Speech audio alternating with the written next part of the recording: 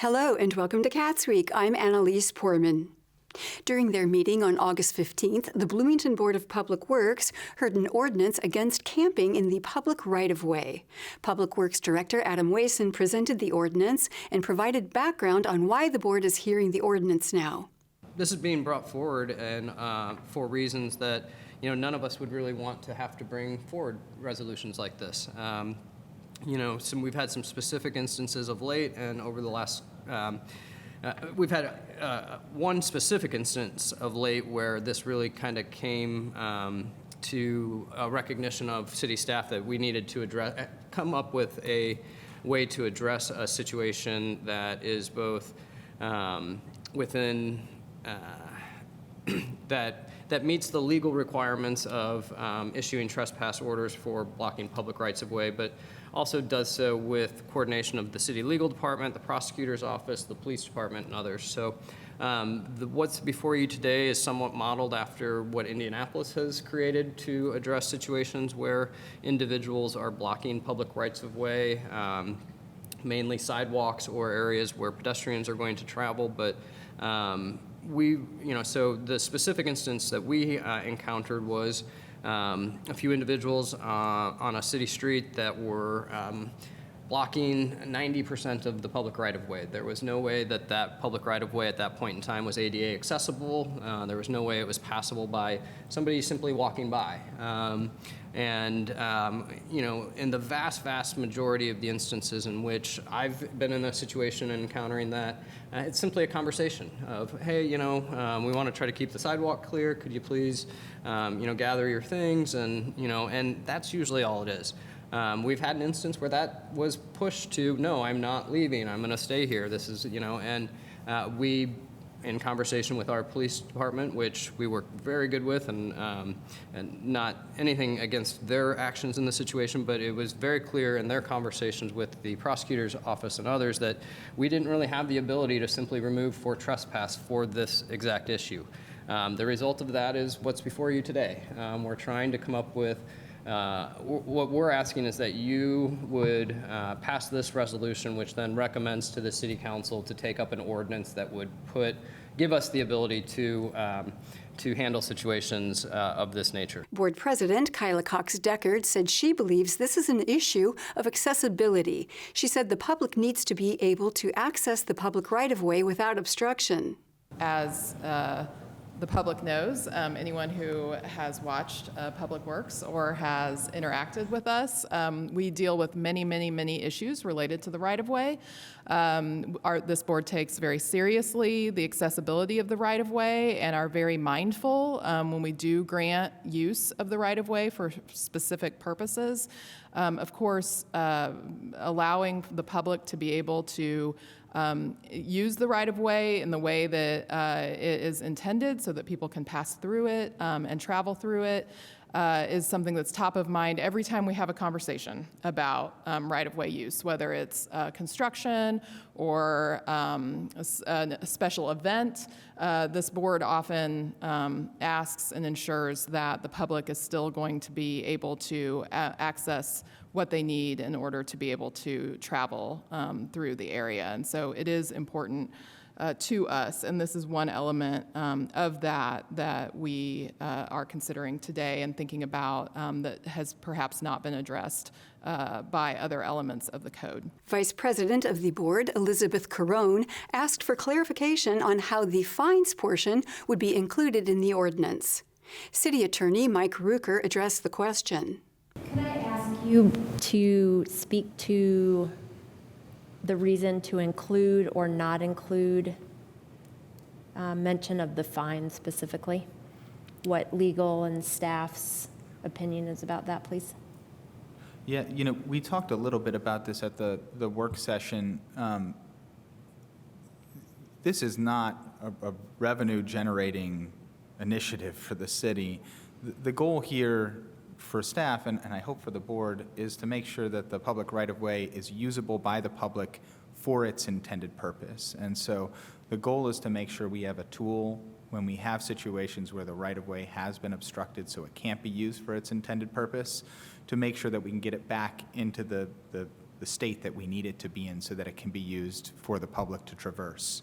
In that regard, a fine really is not a useful tool at all. What we need to be able to do is have a mechanism to remove the obstruction that's in the right-of-way, and that's what we're trying to do with this proposed ordinance. During public comment, local resident Sydney Zulik spoke against the ordinance, saying she believes it vilified people who are unhoused. Hello, my name is Sydney Zulik. I just want to start off by thanking you all for your work, but I discourage you passing this on to the City Council in the current form that it is. Homeless people have stuff. We all have stuff. But the only difference between them and people who do have homes or apartments or rent anything is that they don't have a place to put their stuff. So instead of demonizing them for having stuff like the rest of us do, I really encourage you to look for solutions that give them a place to put their stuff instead of just kind of taking it. I understand that this is an issue. I'm the only city council candidate for District 6, so in 3.5 months, I will be forced to reckon with this issue like the rest of you are. I totally get it. But I really think we should be focused on legislation that helps instead of hurts.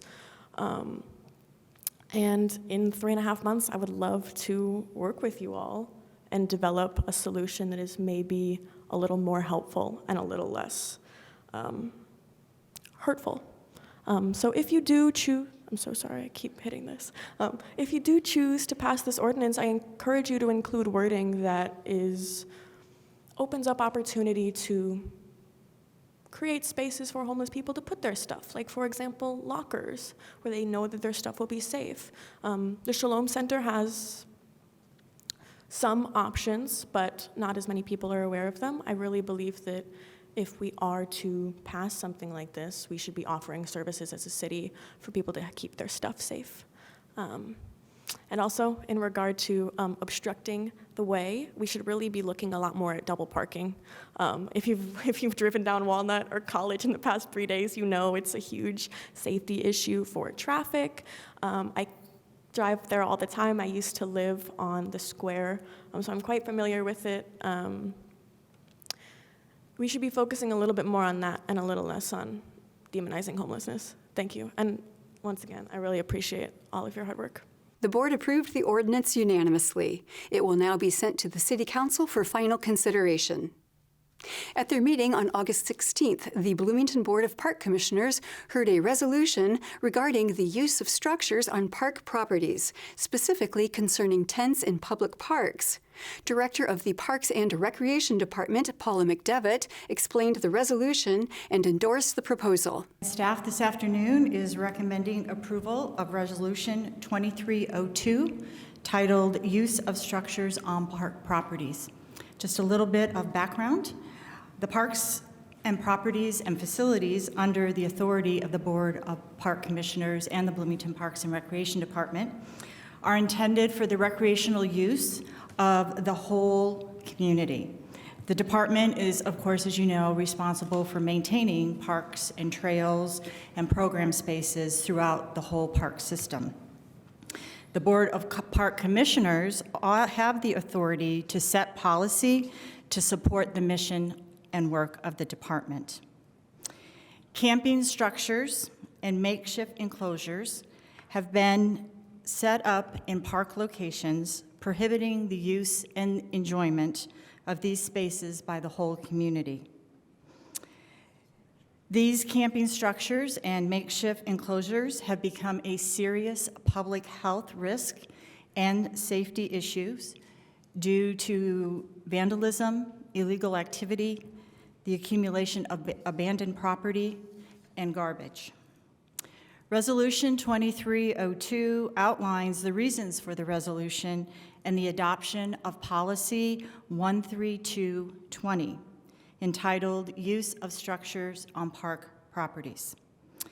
This policy addresses the concerns presented by enclosures while still permitting the appropriate use of shade structures. This policy, however, is not intended to preclude the use of tents or similar enclosures that are authorized by the department's special use permit process or in association with Bloomington Parks and Recreation events, programs, and tournaments. Nor is this policy intended to prohibit unenclosed shade structures. Unenclosed shade structures provide relief to park users from exposure to sun, rain, and snow and other elements, but do not shield activities occurring beneath the shade structures from public view.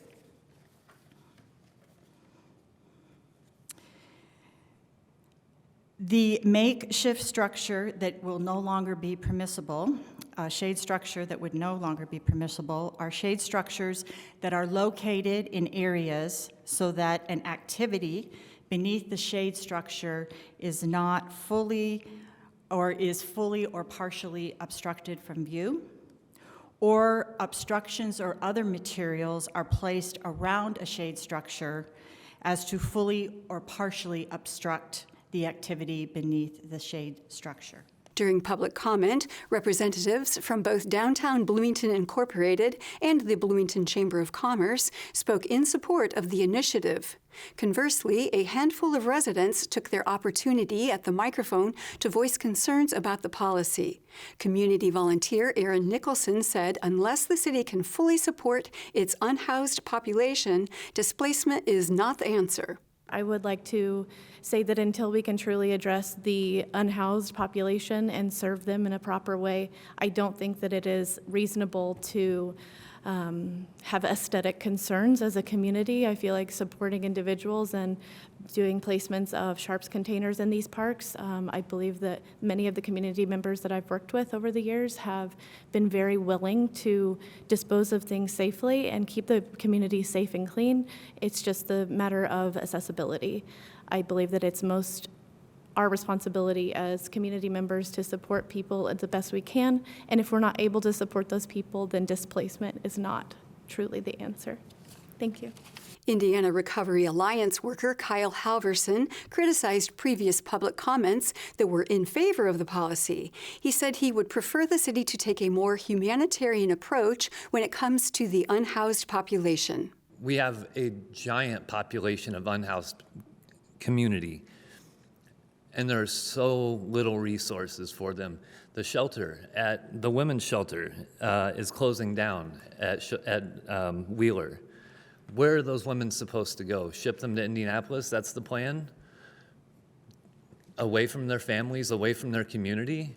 Like, what are we talking about here? We have money in this town. We have no vision, but we have money.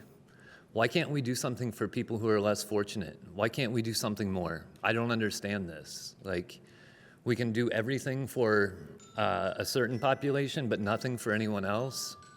Is that my time? Great, thank you very much. Local resident Hannah Gorman expressed disappointment in the proposal of the ordinance, saying the passage of the policy will have a negative impact on the community. I think it's terrifying that this is what we're spending our time and effort discussing instead of figuring out things that will help people get out of the system. This is only going to continue putting people in the jail. I think it's terrifying. I think it's terrifying that we're talking about aesthetics over human beings' lives. Don't really understand that. Another point I wanted to make is that just because the tents are gone doesn't mean folks aren't going to gravitate toward that area. It's right next to Shalom. They need to be near resources. Like, folks are still going to be in that park, so there's still probably going to be people calling about them and complaining about them just because they're in the park. So that's one point.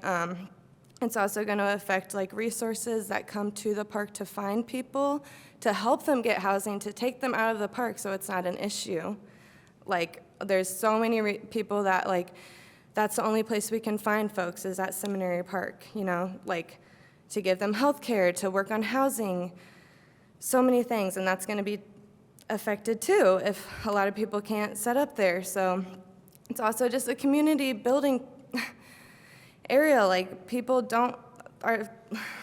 experiencing homelessness don't really have that many places to go because they're pushed around anywhere they go, they're pushed around. So this is a nice place for them to be with their friends and actually have like an okay life. I don't know, like clearly they're experiencing very, very, very hard things that no one here understands unless they've experienced it. So it's a meeting grounds for them to be with each other. So yeah, basically I just can't understand why this is what we're focusing on. So thank you. The motion passed unanimously. The Bloomington City Council met on August 16th. Agenda items included an amendment to Title VII of the Bloomington Municipal Code to ban the practice of feeding deer within city limits. City Clerk Nicole Bolden read the resolution. Ordinance 2316 to amend Title VII of the Bloomington Municipal Code entitled Animals regarding updating and harmonizing Chapters 01, 26, 40, 54, and 56 of Title VII of the Bloomington Municipal Code. The synopsis is as follows. This ordinance makes several changes to Title VII of the Bloomington Municipal Code to reflect current and best practices, update the dangerous animal definitions, add a deer feeding ban, increase the amount of certain fees, and add additional time to the appeals process. Virgil Sauter, director of the Bloomington Animal Shelter, spoke on behalf of the resolution, beginning with the proposed changes to how the city defines dangerous animals. The first major changes that are proposed are to our dangerous animal ordinances. These proposals were actually put together by a joint task force with the City Animal Control Commission and Monroe County Animal Management Commission. And the Monroe County has passed this section of the updates to the dangerous animals into their code as well. The changes look at simplifying our dangerous levels from what used to be 4 down to 3. We utilized Ian Dunbar's BITE classifications for the definitions of these ordinances. These are accepted classifications by both behaviorists and dog trainers. As you go up in the level, the likelihood of another bite occurring that is as severe or more severe increases, as well as the probability of the animal being able to be worked with successfully and controlled from having a bite also decreases. So we can go to the next slide. So here we see the different levels. So potentially dangerous, that first grouping are animals, basically animals that have bitten with injuries that are concerns but not necessarily severe to people. And then the dangerous and the vicious dogs are more severe injuries. When hearing a case, the animal control officers will use those definitions in conjunction with the reports from the animal control officers, witnesses, and owners in making their decisions. The other piece that we added is both the city commissions and the county commissions have struggled over the years with the previous ordinance when it came to animal-on-animal injuries, specifically looking at dog killing a chicken being the same as a dog giving severe injury or killing another dog. The changes give, depending on the situation, the ability to define an animal as either being potentially dangerous or dangerous, depending on those situations. The requirements for declaring the animals, in addition to proper containment and leash handling at all levels that we've had before, we have started our microchipping at the lowest level to allow for proper identification of those animals and as they transfer between both city and county movement or into or out of the county. If declared dangerous or vicious, the animal is required to wear a muzzle when off property as well. Anyone caught feeding deer within the city will face fines of $50, which would be doubled should they be caught again within the same year, and for every offense thereafter. Sauter then moved into the next proposal of the resolution, which presents a solution to ongoing conflicts between Bloomington deer and humans by banning the practice of feeding deer within city limits. Councilmember Dave Rollo expressed his support for the deer feeding ban, but inquired about the possibility of initiating a count of the total deer in the city to prevent the prevalence of tick-borne diseases.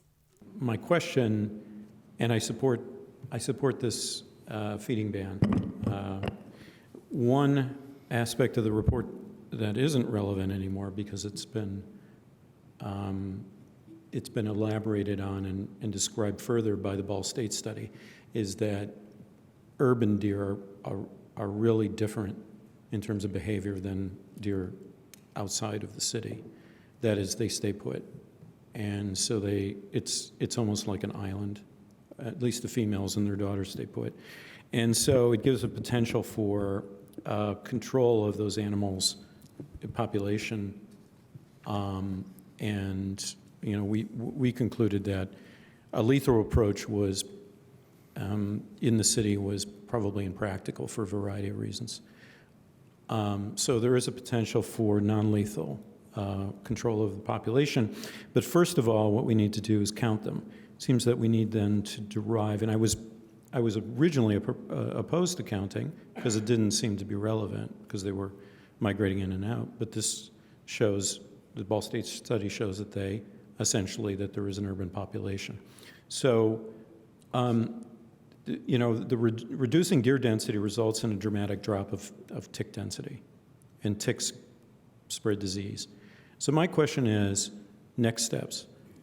Are we going to now proceed to at least get a handle on the number in the city so we can have an idea of the relative density and the potential danger posed by tick-borne diseases? Sauter responded.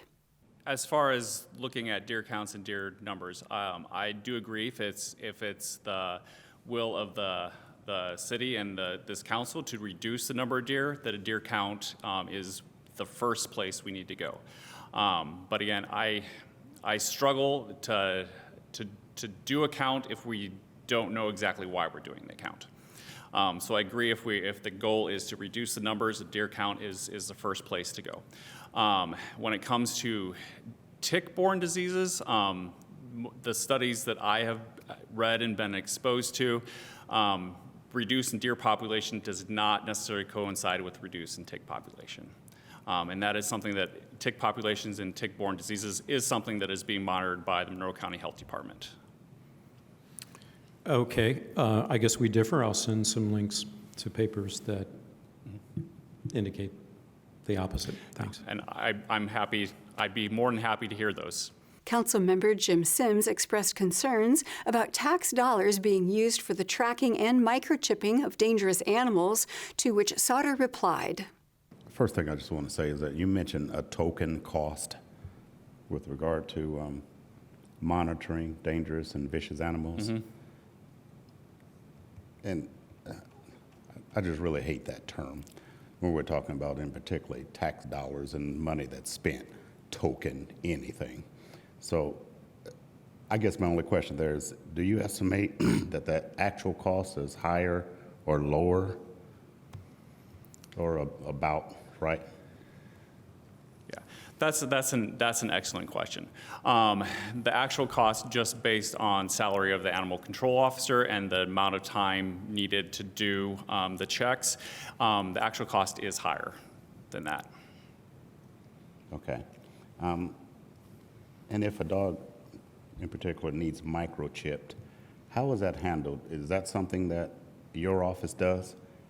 Or do we send them to a vet? Or what's about the approximate cost to the animal's owner to have it microchipped? Yeah, and so with the microchip, the cost does vary a bit depending on where it's done. It is something that any vet in the town can do. It is something that the animal shelter does. Monroe County Humane Association also does it, and Bloomington Pets Alive does it as well.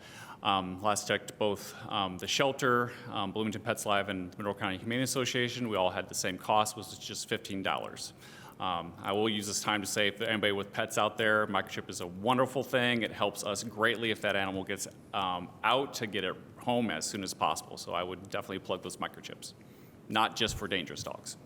Bloomington resident Julie Gray spoke in favor of the deer feeding ban with the hope that it would ensure the safety of Bloomington's citizenry and a reduction of the city's deer population. So I wanted to come tonight to say hooray to the city for proposing this prohibition on deer feeding. I think you may know the saying that fed wildlife are dead wildlife. It's never a good idea to feed wildlife for all the reasons for Mr. Souter mentioned. So I've worked with a large number of animal advocates here in the city on the deer issue and on other animal issues. And so I felt that we want to come here and say thank you for doing this. I also just wanted to use the chance to reiterate that there is a large group of us who are very eager to work with the city on the deer population question. And I think since the last discussion about the deer kills at Griffey, the city has seen that the kills are costly and ineffective.